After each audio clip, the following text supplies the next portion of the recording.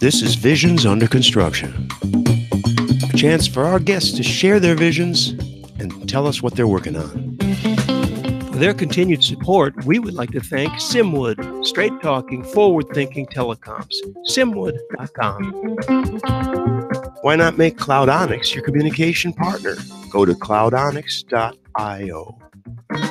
You can find everything about the VUC at vuc.me, thanks to Bluehost, and thanks also to zipdx.com, the conference bridge, and to voxphone.com for local rate dial-ins.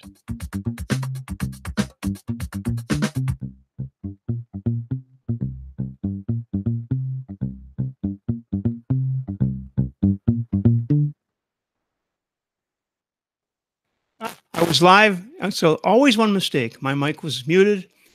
Here we are live. Callstats.io, last visit a couple of years ago.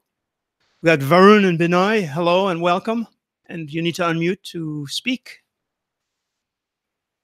How do you unmute? Here we go. Thanks, Randy, for having us back. It's been indeed a while since we were here. It was probably like 3 years. Yep. Almost to the day. It was like that's right. You mentioned that. And I saw you, God, it seems like yesterday, but it was about 5-6 weeks ago at CommCon. And I don't think I saw your whole presentation, but I looked at the white paper, which gave the topic of it, and that was very interesting to me.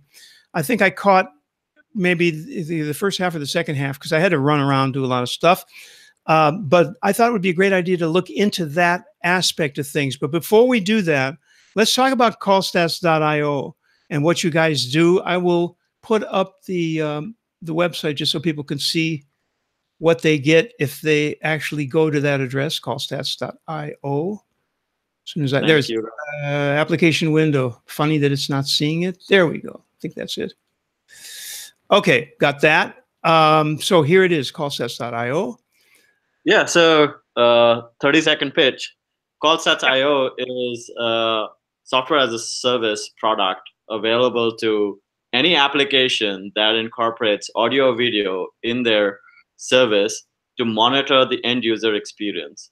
This can be quality, this can be failure to connect, this can be connectivity issues, it can be jitter, packet loss. So it depends on who you are at that organization. You could be a developer, you can be a customer support person, or you could be a product manager. You use Callstats to do your job on a day-to-day basis. So that's about it. We were last time when we were on VUC, I think was 3 years ago, 2015. We just raised our first round of funding, yay! And we had been bootstrapped until that point, like 18 months. And subsequently in 2016, 2 years ago, we raised another round of money from the US. So we're actually talking to you from an Airbnb in San Francisco today. Yeah, we're here in town talking to our customers, potentially new ones as well. And we thought we'll just reach back out to you and do this resync with VOC. We hope to be back on VOC more often and not do a 3-year hiatus like we did in this past few years. So the thing is, the good thing, don't wait 3 years.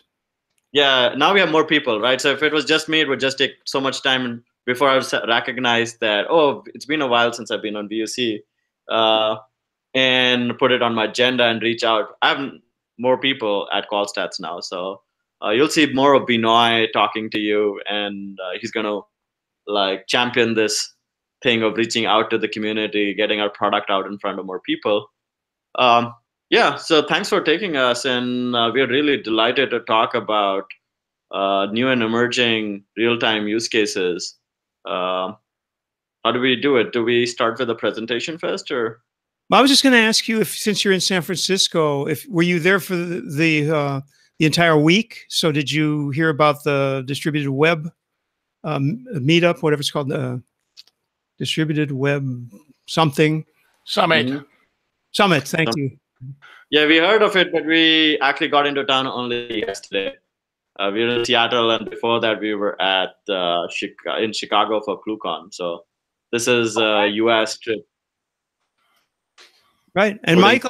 Michael Graves reminded us that if you want to see the presentation that they did at ClueCon, it's up on YouTube, right, Michael? It's public, right? For now. No mic or something. There you go. Yes, it went up yesterday. It's on the Free Switch page in the ClueCon 2018 playlist.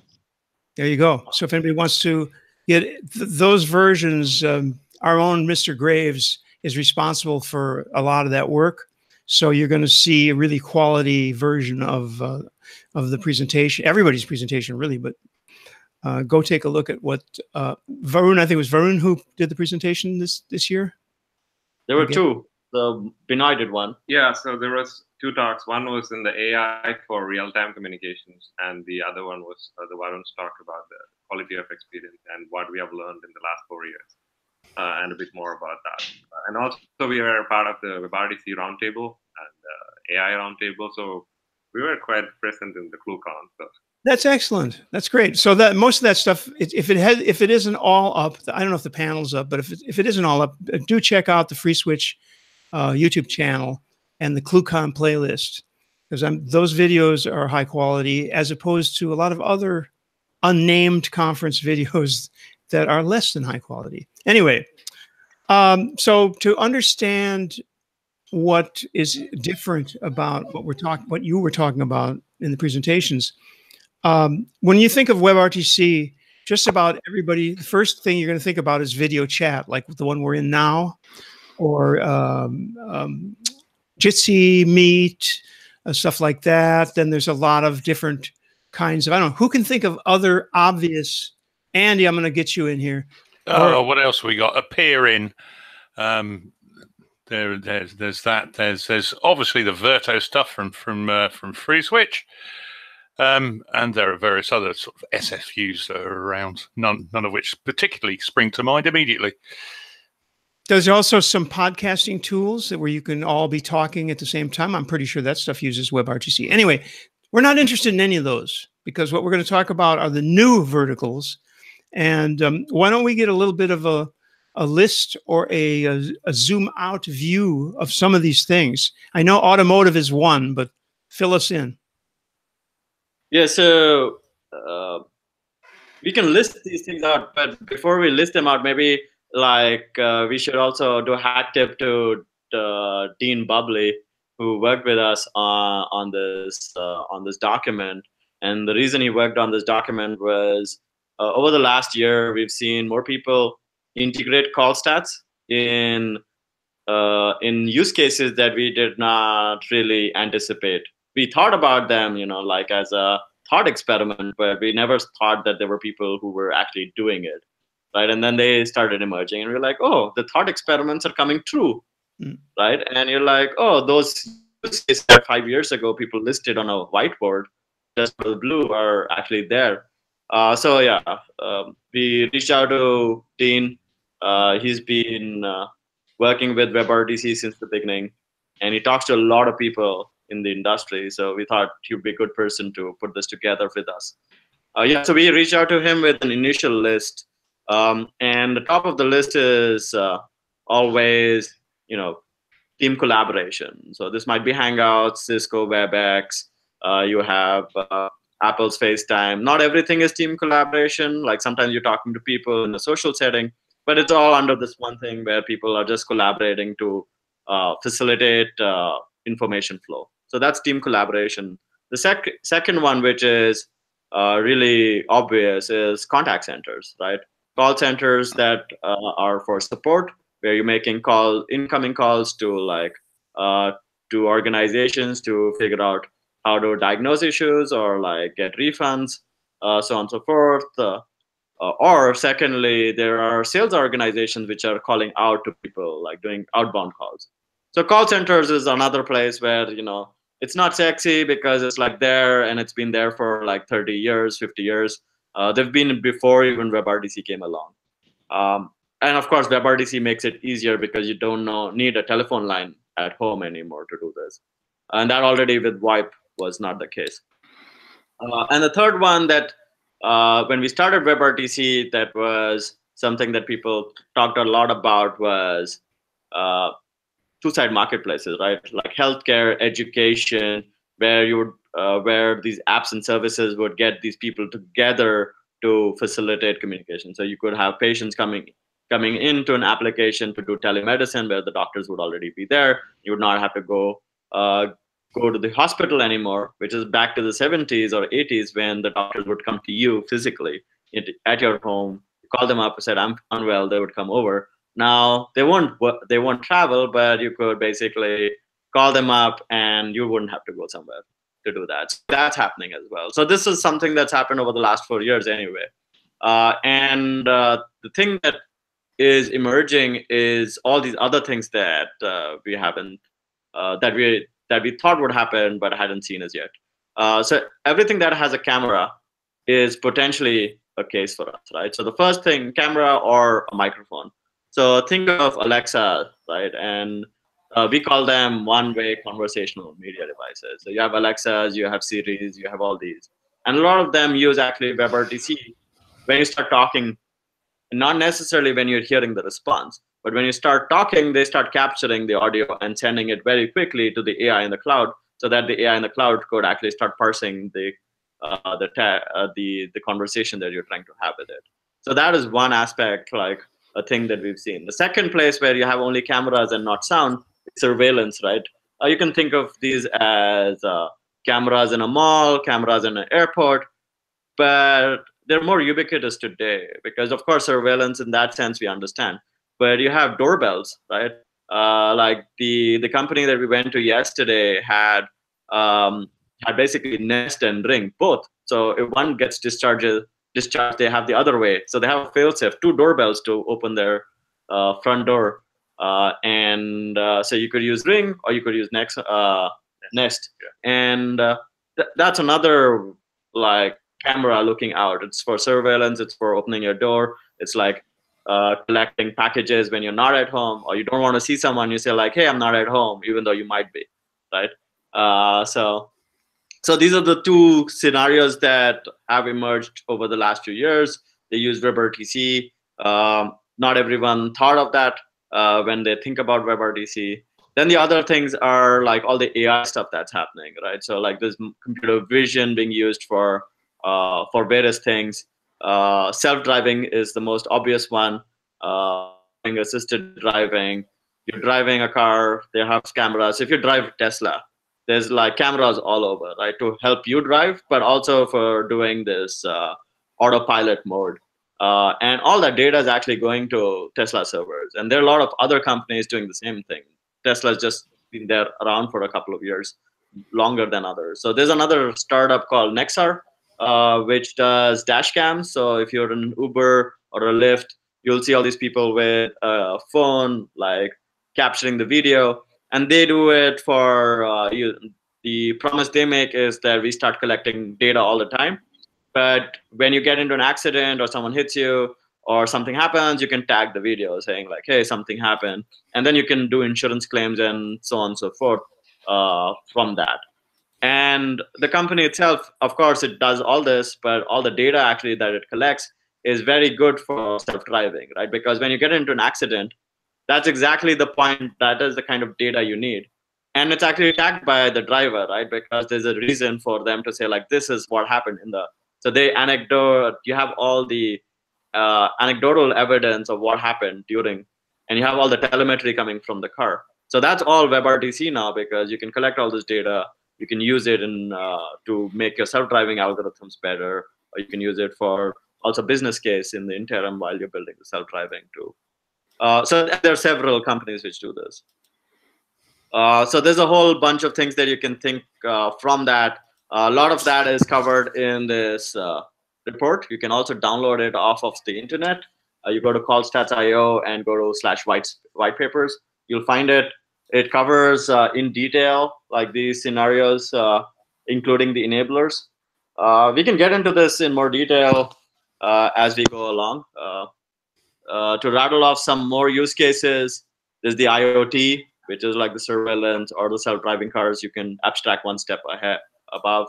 The other thing is, we always talk about video and audio, but multimedia is becoming much bigger, right? So you have VR, AR, augmented reality, virtual reality, mixed reality, in addition to the reality of the video and audio.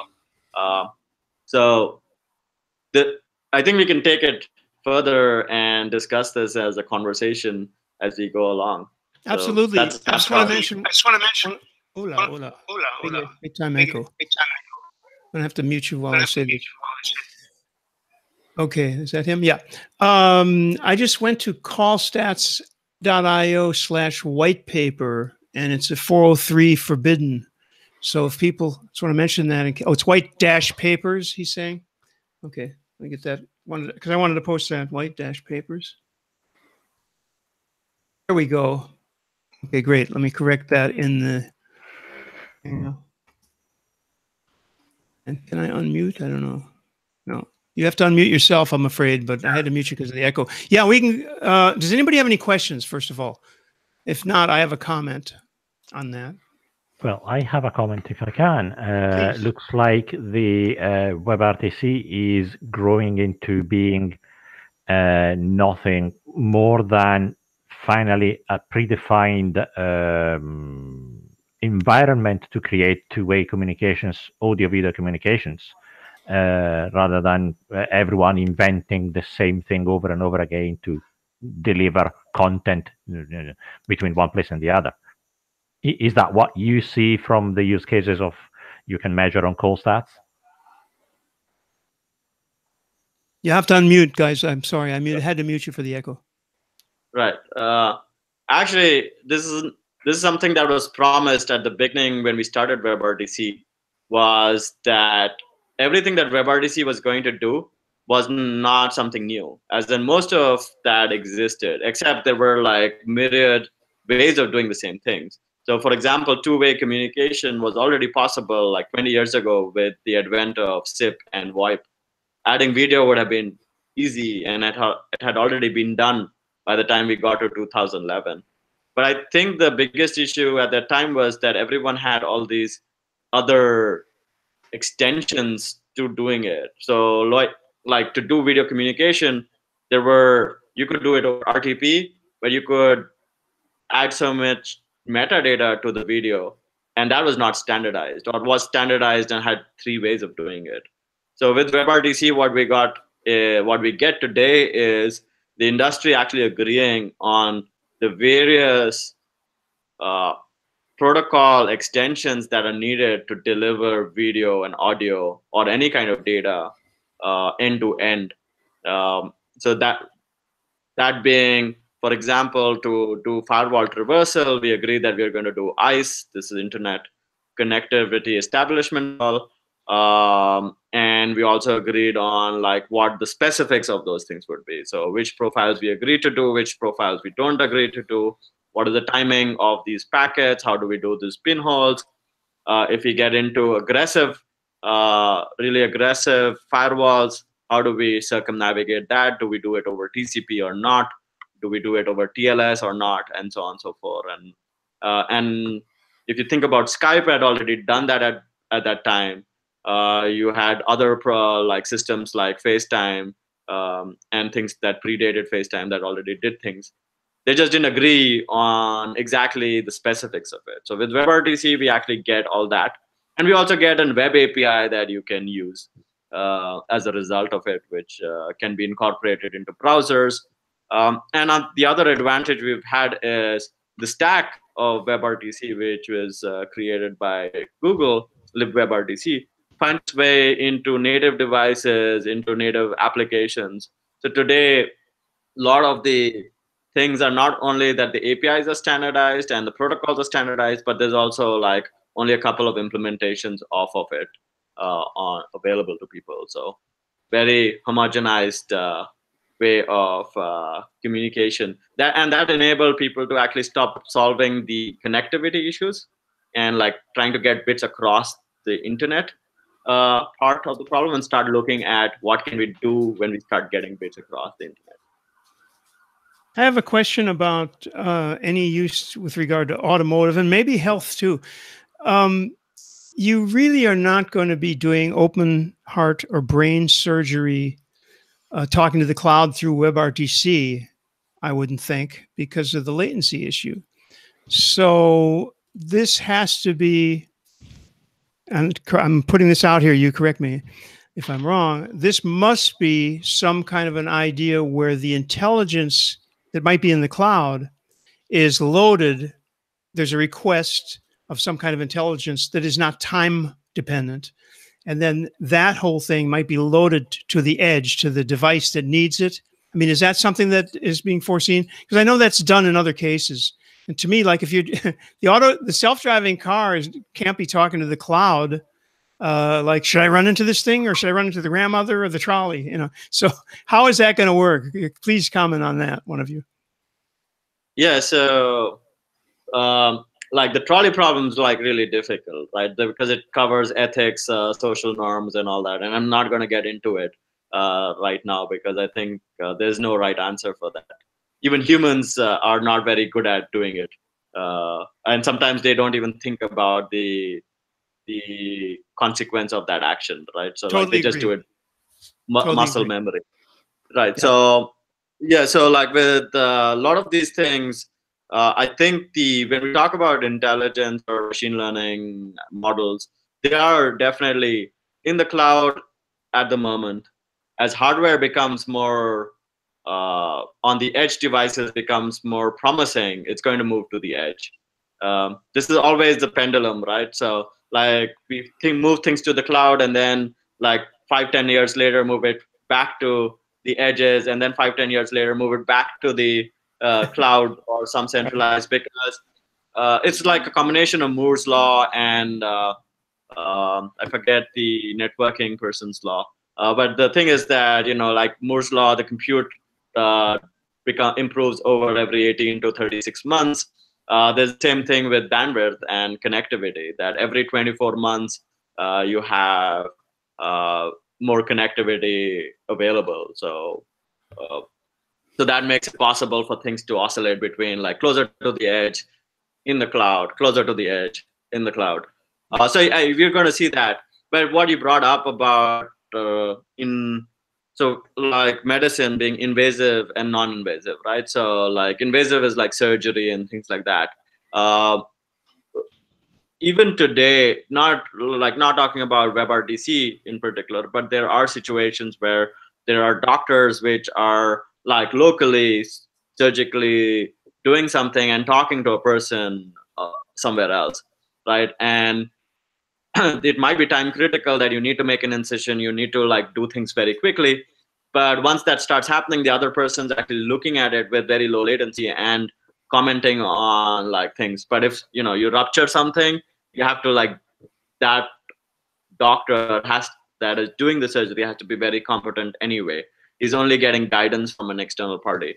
And I think these models can be transformed into actually interaction, because you already do some of these things over telephone, over video, over Skype or whatever, and getting specific pieces of engineering or tools or applications that solve these problems are also like for some companies top of their mind, right? So if you're like a medical devices company, they are all the time investigating these kind of scenarios to see what's possible, both in terms of latency, as you pointed out, and in terms of fidelity, right? Like what can we get? Can we get more data from sensors? Can we get more data from the video feed?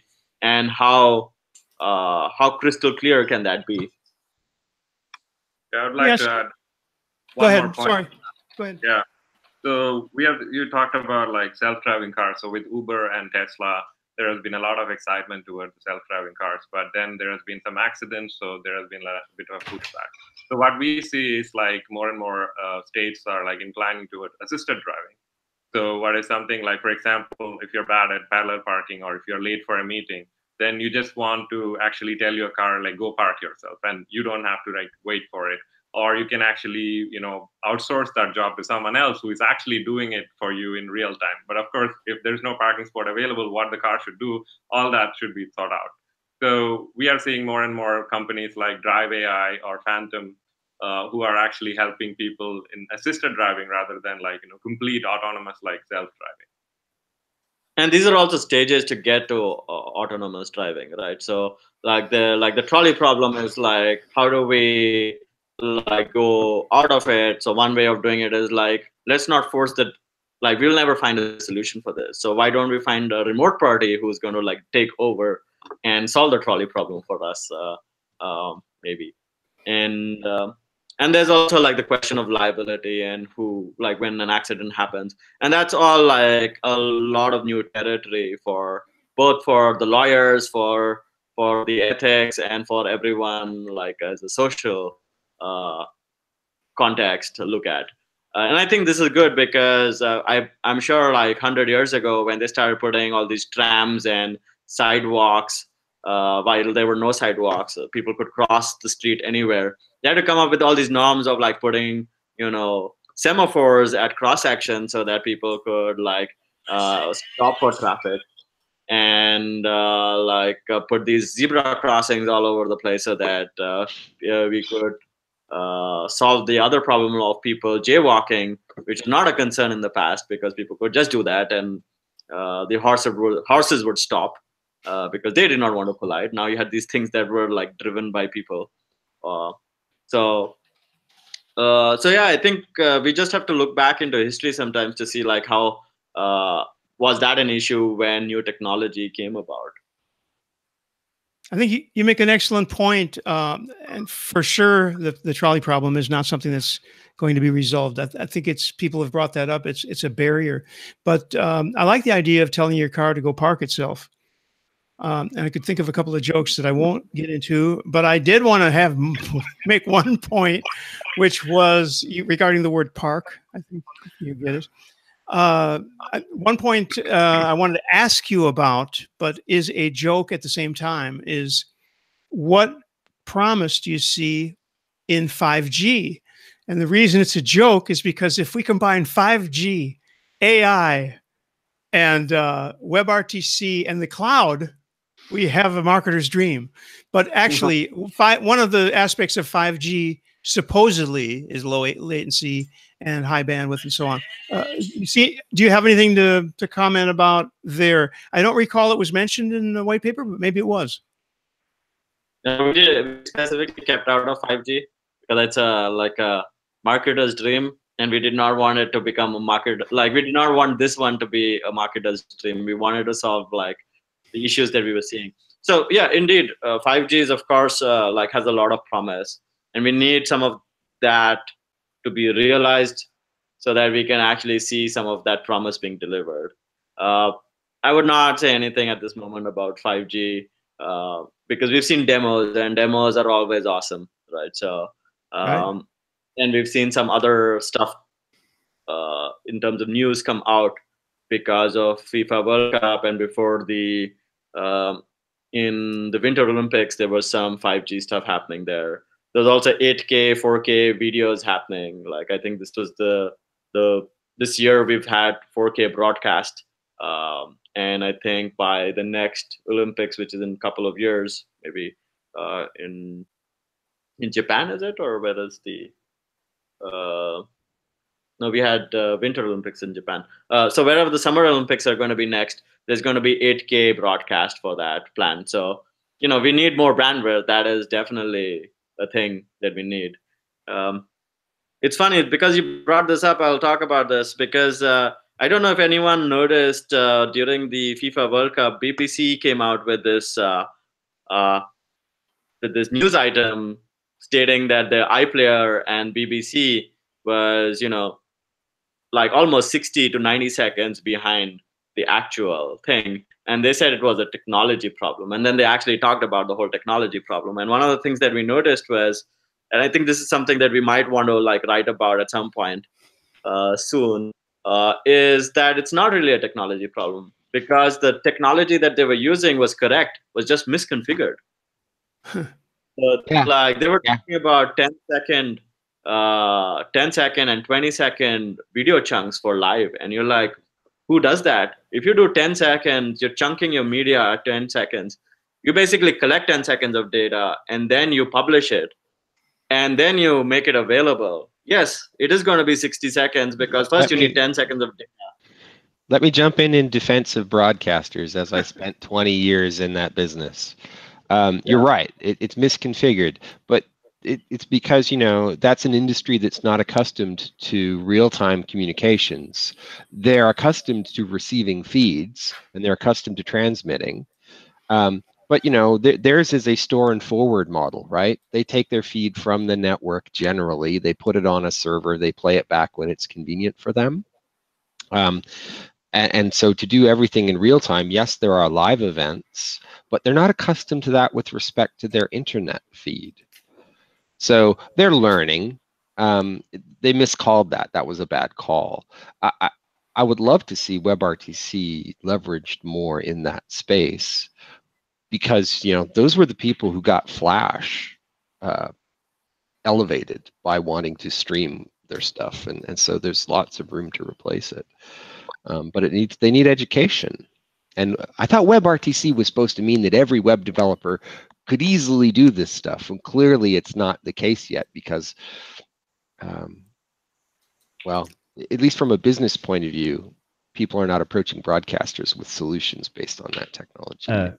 Yeah, Michael, you come from a broadcasting background, but I'm surprised you didn't mention the fact that most of live broadcasts are heavily censored. So before they are broadcast, the live feed is checked for censorship and for anything. Imagine a World Cup event, and you have red buttons. You don't want to broadcast that. Yeah, that's what I thought it was about. I didn't hear anything about it because it wouldn't be surprising. Go ahead, Michael.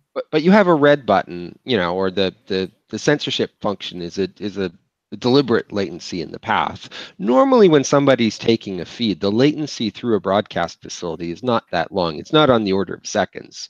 It's, you know, it might be a second in its entirety. But video, as delivered using SMPTE 292 over coaxial cables, is hard real time. It's when you get to their website and online presences that things are different. So they just need to grow. Hey, 4K, yeah, we'll get there. ATSC3 is rolling out. 8K, only in NHK in Japan, I guess. 4K requires 30 megabits per second at present.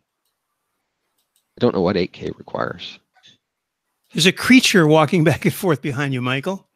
I know, I'm stressing her out. She feels my broadband is inadequate.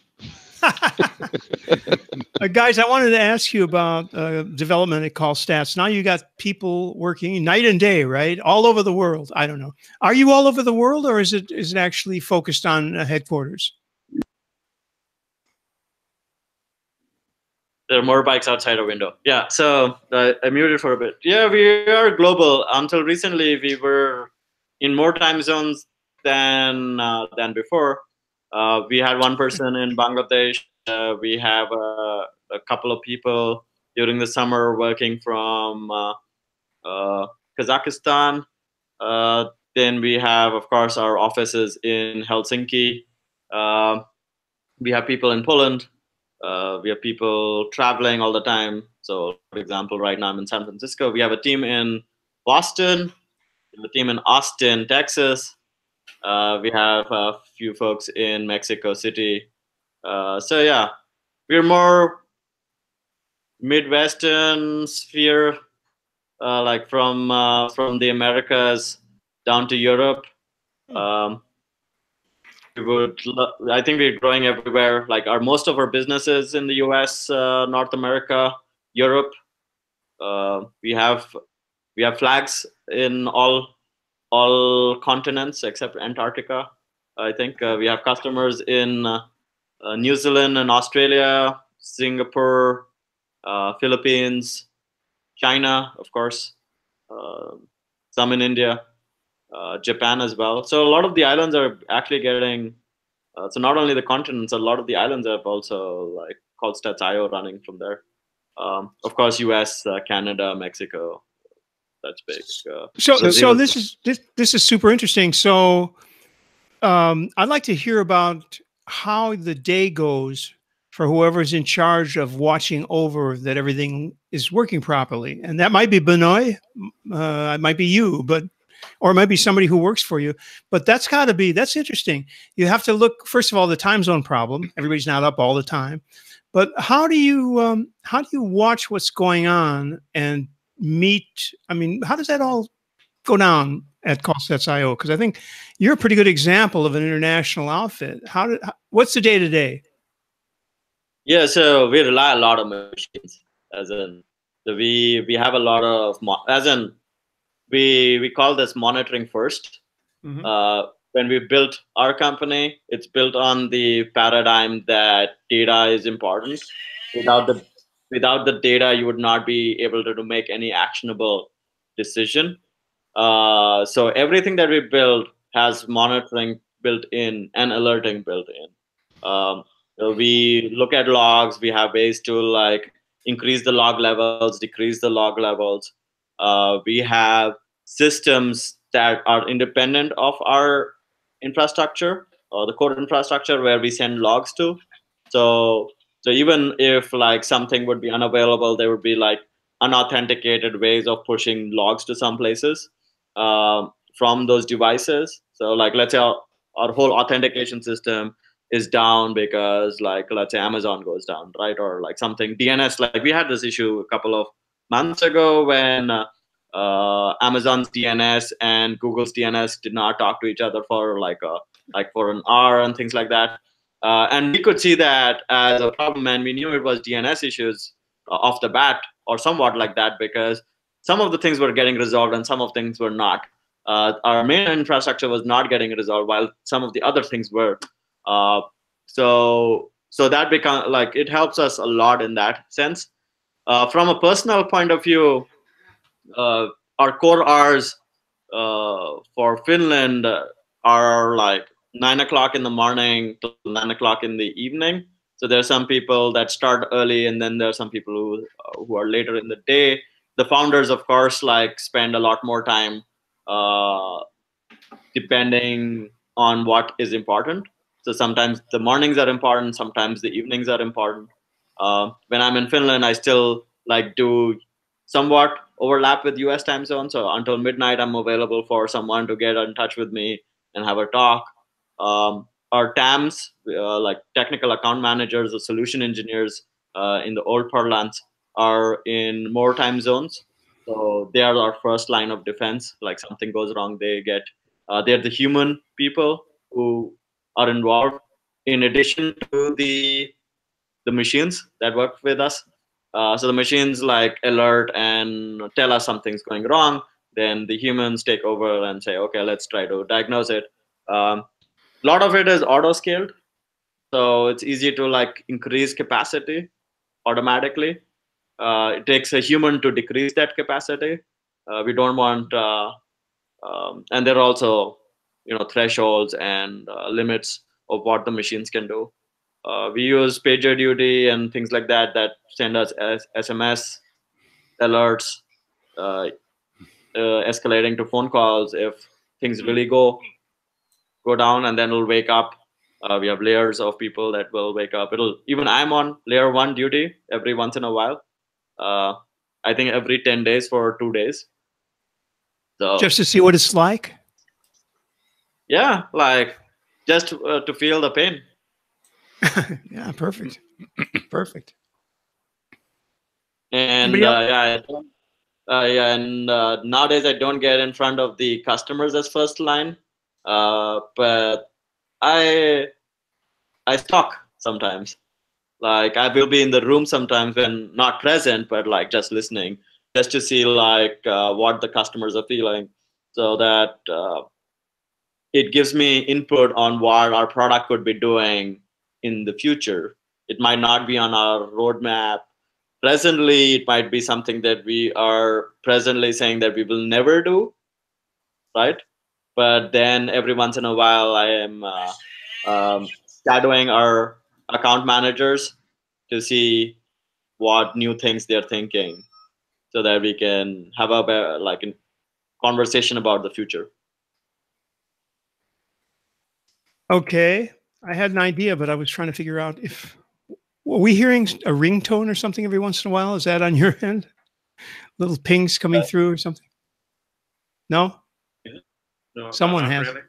Someone has a funny sound coming through. It detracted me to the point where I kind of forgot what I was going to say. That's probably me. I've got SMS messages coming in, and I have this wonderful message tone, which is just me going message. Oh, And that that's could have been probably what you're hearing. That is funny, but I wish we weren't hearing it. Well, I'm dreadfully sorry. I can't really Hint. do much about that. Anyway, So yeah, I think my question was based around what we mentioned. You mentioned roadmap. First of all, before we get to things that are on the roadmap and things that you will never do, because you did say you have a list of those. If you could do anything, if technology was unlimited, in other words, whether it's computing power or bandwidth, whatever you need as a resource, if that could be unlimited, what are the most interesting things? What would you do? What would you do first? Just like, if you had a limited amount of money, only we're talking more about resources and what you guys do. Any ideas? Could you make the world better or the business better? Like if you're talking about just constraining this, because if this was an open problem and I was not doing call stats, that would be different. The answers would be different, but we're not in that situation right now. So with call stats, I would say like our biggest constraint is not bandwidth or money or compute. I think it is people. We're constrained by like getting our vision out in front of people, getting people excited about it, getting those people through the door, excited enough to come work with us to solve this problem, like, and then those people being really smart people, so that we could build better systems, right? So I don't think it's a it's a human resource problem, I would say. And finding talent is today like the biggest challenge that most small, medium-sized companies face, because they're, of course, we're competing with the big companies at some level. If people are, and depends on the passion and the risk-taking ability of people, right? They're really smart people, and they would say like, no, I would never work for a startup because you guys are crazy. You change your roadmap like every day. Like your sprints are like half a sprint. You like do stuff, and then you say like, oh, this is failing. We'll stop doing this and we'll start doing something else. You go through ideas very quickly. You fail fast, and you fail fast very miserably sometimes. And the main reason we do those things is to figure out like what catches the attention of our customers, what are the problems that they really need solved.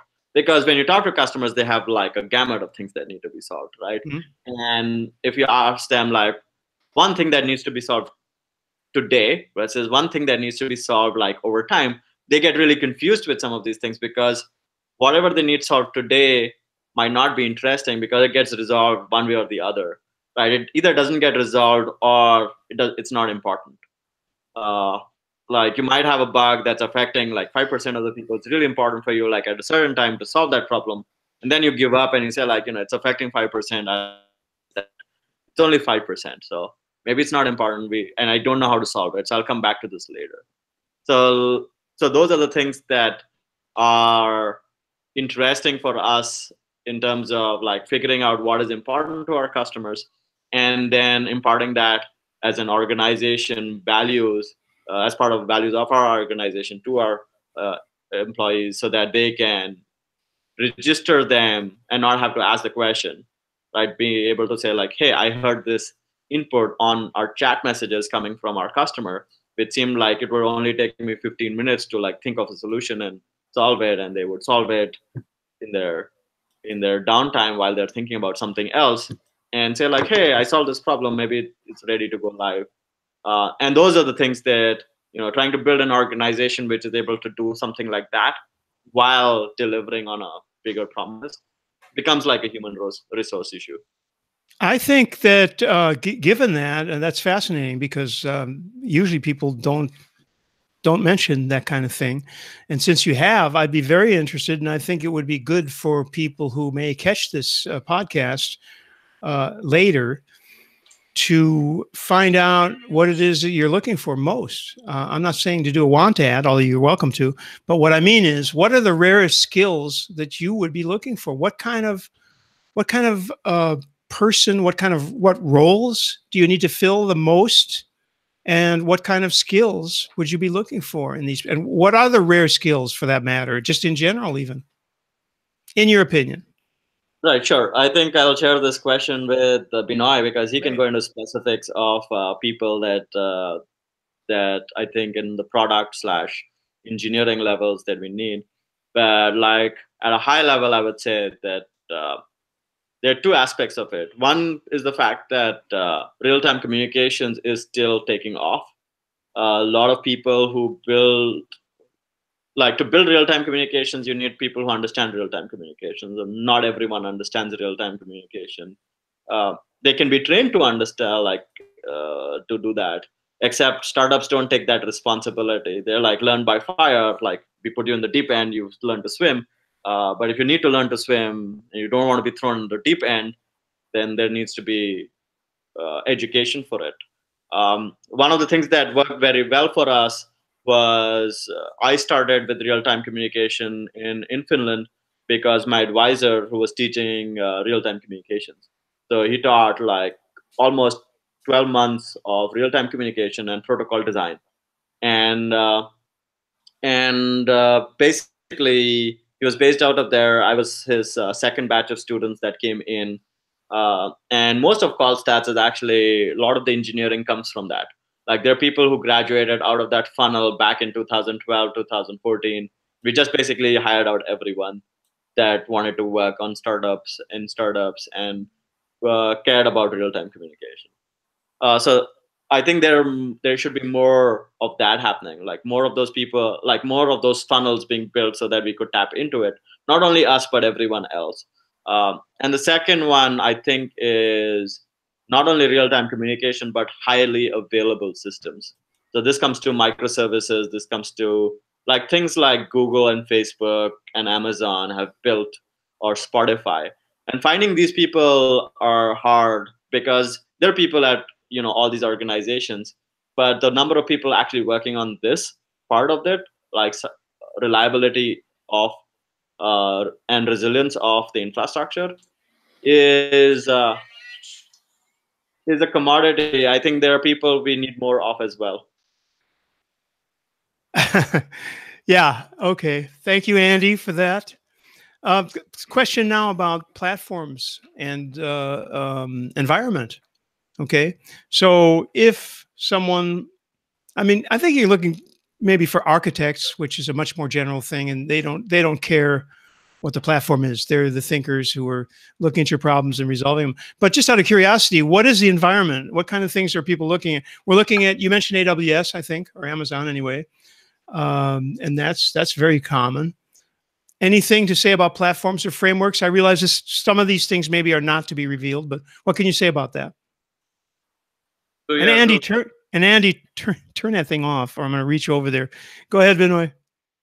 Yeah, so the framework. So one of the things that we have been working in the last 18 months is like the AI, and then having some machine learning. So what that talk in CommCon was mostly about AI for real-time communication. So would like to drive to a place that people are asking the right questions when there are some issues, so that they are not like looking at one metric, how it is changing or something similar. So we have been using quite a lot of AWS, but we have been also looking at like, TensorFlow we have been using, so, Google side. And we have been talking to folks at Microsoft, and they have been suggesting some ML tools that they have been using.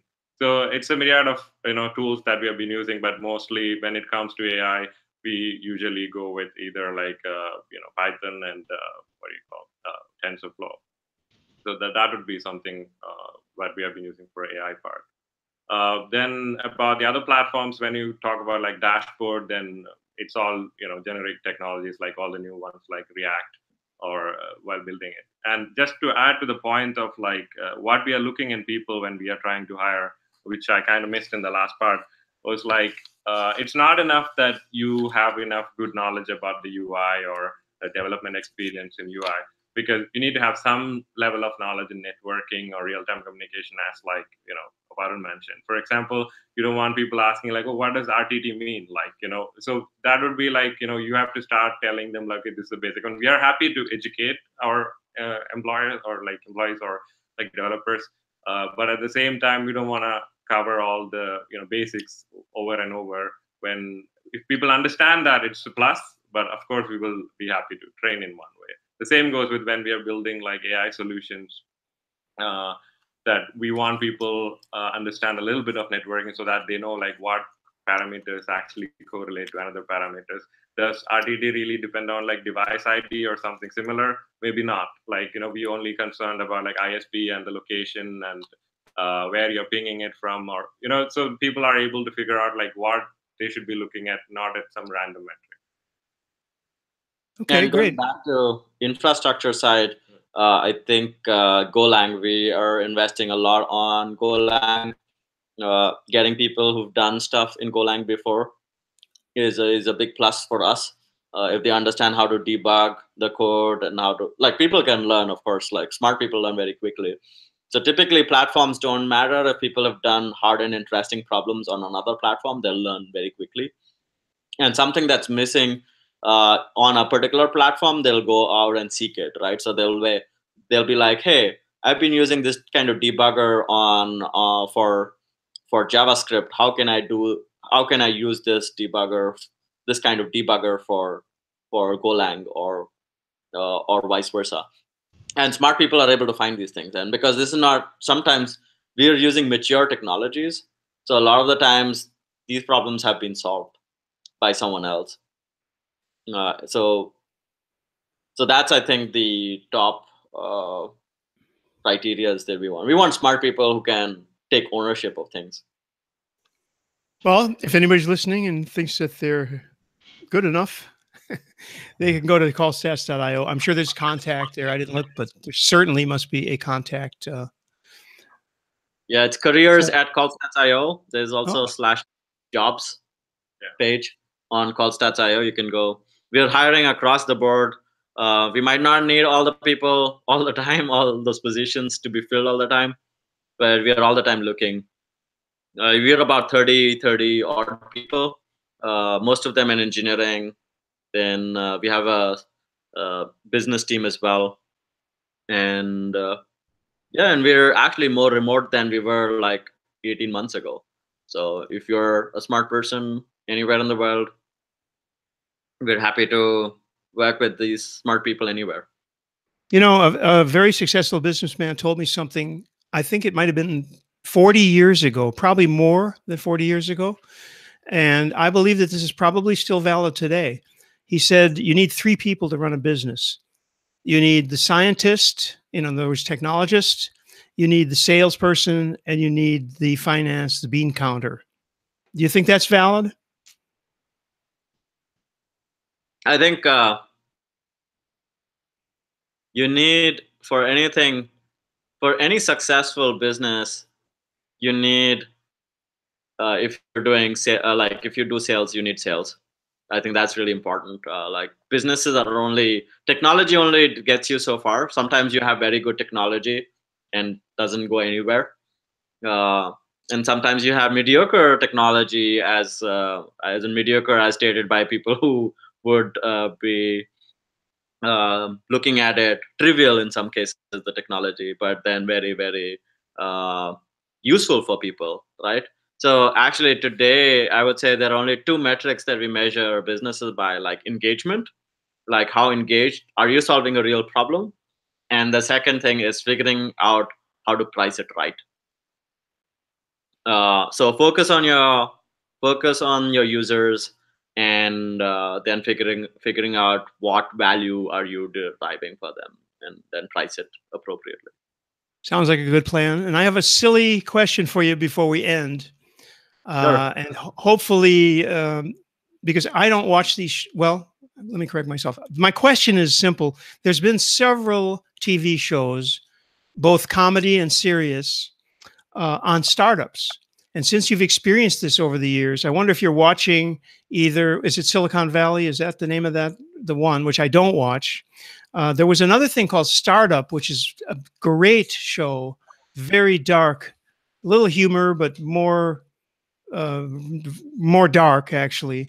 In any of these cases, have you seen anything, movies or TV, about startups? And do you feel that they're way off the mark, or is there some truth in what they're saying, what they're like? I'll give a whimsical answer, because I would say, like, I've not watched Silicon Valley except the first 5 episodes.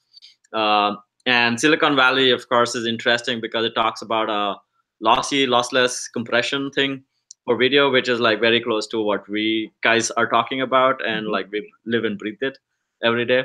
And I think the show started around the time, I think it's 2014 or 15, I forget when, was the time when I was fundraising. So I was watching this show, the first 2-3 episodes, because it was like, oh, everyone was talking about it, so I started watching. But I was also fundraising, and then there was stuff that was happening in the show that was not happening in real life, but you were so afraid of it happening in real life that I stopped watching. I was like, no, I don't want to watch it, because it's like my downtime cannot be about things that happen during the day. Like, I can't like live like this whole thing of like do the whole day and then come back and watch the show, which would be like maybe reliving parts of the day. So I never got escapism should be an escape, right? And not reliving an argument you had earlier in the day, or a concern you had earlier in the day. Hey, you said something just a second ago that I found interesting. Do you have an opinion on the state of sort of video codecs, as you know, because we're in VP8 and an H.264 world, but there's VP9, and there won't be a VP10, but there is an H.265, and is it ACE? Was it VC1? I can't remember.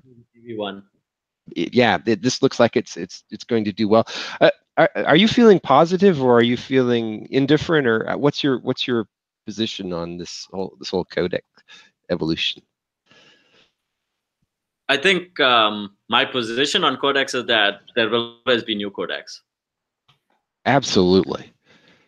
So absolutely. There will be new codecs, because math cannot be stagnant, right? Like, there is like coding tools are going to change. Their coding mechanisms, like the strategies on coding, are going to change. Because the use cases are going to change, and use cases are going to change means that, you know, what we assumed before is going to not be valid anymore. So like codecs are going to be there. They're going to be, so I think, you know, we should like continue doing codecs. One, I'm also happy with the announcement from like Google a couple of years ago, where they said they wanted to do codecs at a faster pace than 2-3, like they wanted to hit 2 years, like come up with a new version of it, which I think is really brisk. But you know, I think the other thing that about codecs is hardware acceleration. So that's what we're limited by in some sense. And but isn't that the problem when they want to rev codecs at such a pace? Hardware acceleration gets more and more difficult, doesn't it? Right. Not only that, obsolescence of hardware devices that have the encoders built in that don't support the new standard, they get obsolete very quickly if you rotate that kind of codecs so quickly. Right. But some of this is a consequence of our inaction in the past. Right. So like we do know that phones are like changing hands very quickly. We're coming to a point where they're not changing hands that quickly, but there was this period until recently, like people were going after new phones like every couple of years. Like you would have an iPhone 5 and then you get an iPhone 7, then you get, or you're on an iPhone 4, you get an iPhone 6. So you're either doing the odd ones or you're doing the even ones. Or there are some people who are doing 4, 5, 6, 7, like as they come. This was also the case with like laptops earlier, like a few years ago, but that's kind of leveled off, right? Whereas the use cases, the applications for the laptops didn't evolve enough, didn't necessitate changing out hardware as fast as they once did. And so now we've got people hanging on to MacBook Pros that are from 5 and 6 years ago, sometimes. Right. But anyhow. Yeah, so like some of it is hardware encoding, and I think the answer is somewhere in the middle for this, right? So let's do the codecs fast, and then figure out like over time, like figure out how much of it needs to be hardware accelerated, how much of it is going to be software, because maybe over time we will figure out like a way to doing this more efficiently, right? Today, like the problem is that we know that the devices are like in a 20-year space, right? So there are things like that were in the mid 2000s is still available to people, and you have people already using the best. So you have to support something from H.264 all, and actually H.264 is like the default, partly because that's what hardware, that's the kind of hardware that's available. That being said, a lot of the things that do H.264 today actually don't do all the hardware, right?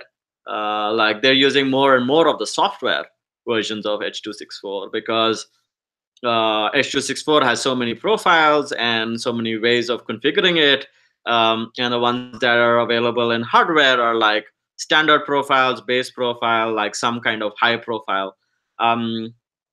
And not everyone's able to decode every version of those things, even though they should be.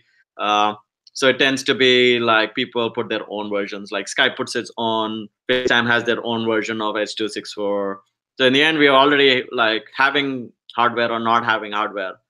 I'm not the person to make that claim today, where we don't have enough data to say one way or the other, like how much hardware acceleration is actually used. Even for the H.264 that is available.